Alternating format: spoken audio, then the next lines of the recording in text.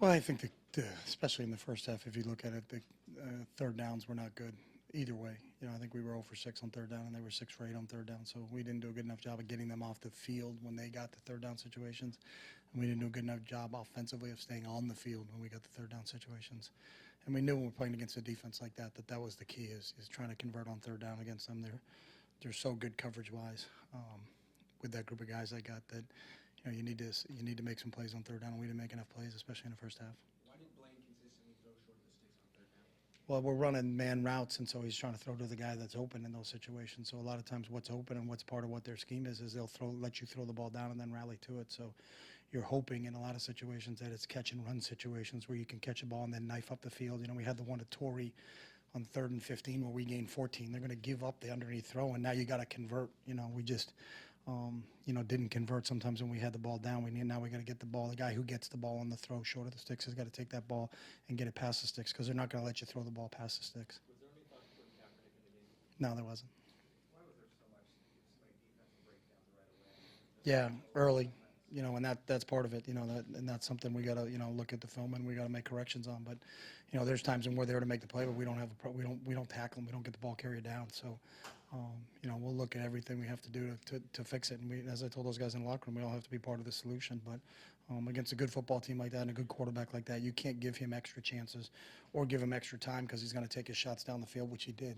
And we knew that going in. When we got the quarterback in the backfield, we got to get him down. We can't let him run around like he did. That's where he's so dangerous. So, that's part of the deal.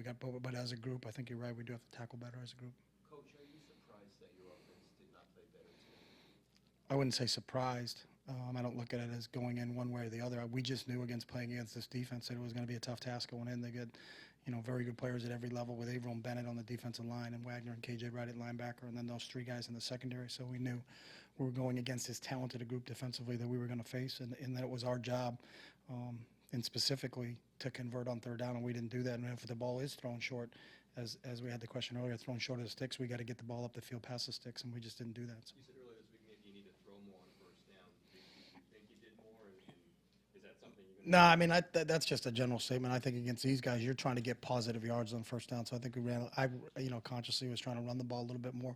So can we get the 2nd and 8, 2nd and 6, then maybe get a little bit an easier third down to convert so you're not playing behind the sticks. So you go 2nd and 10 you go 1st and 10 to 2nd and 10, and now you're playing behind. We were trying to play a little bit ahead, to see if we could get it from that standpoint. But really the key was, and it was brought up earlier, is that, we had some very convertible numbers on third downs at 3rd and 4s and 3rd and 3s where we just didn't convert. And, very rarely were we back behind it. We had that 1 3rd and 15.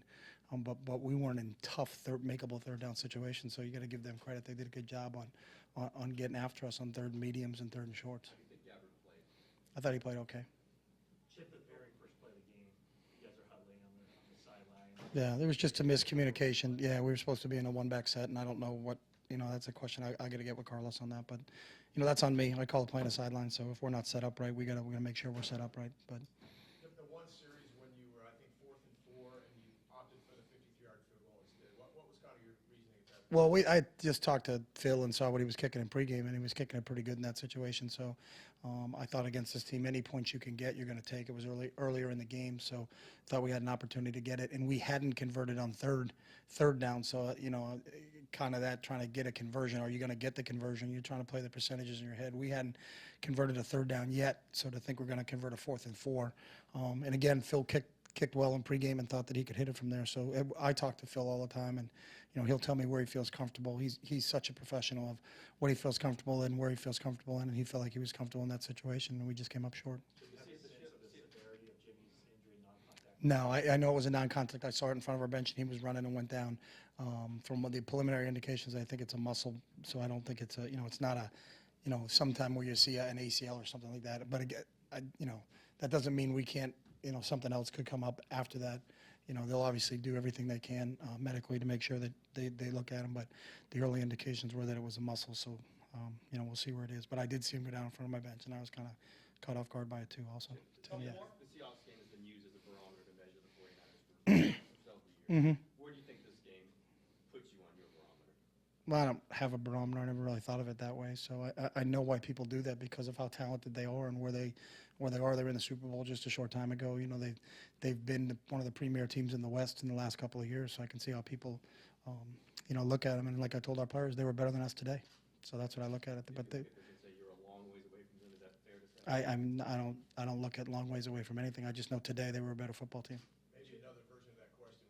Despite the score, what did you see out there that gives you encouragement about this team moving forward? I think they fought and they'll compete, you know, and I think that's a positive that you can continue to build on. But we have to clean up the mistakes and can't start from such a hole, you know. You know, the first rule of holes is if when you find yourself in them, stop digging. And I think we kept digging a few times in the first half. We got to as a group, coaches, players, and everybody, stop it, you know, and put ourselves in a situation where it's a competitive ball game and we get a chance to go out there and compete. All right, last one. Obviously, 7-0 after less than a minute. Mhm. Suddenly 21-3. I guess the easy thing to say is that the 49ers just weren't mentally ready.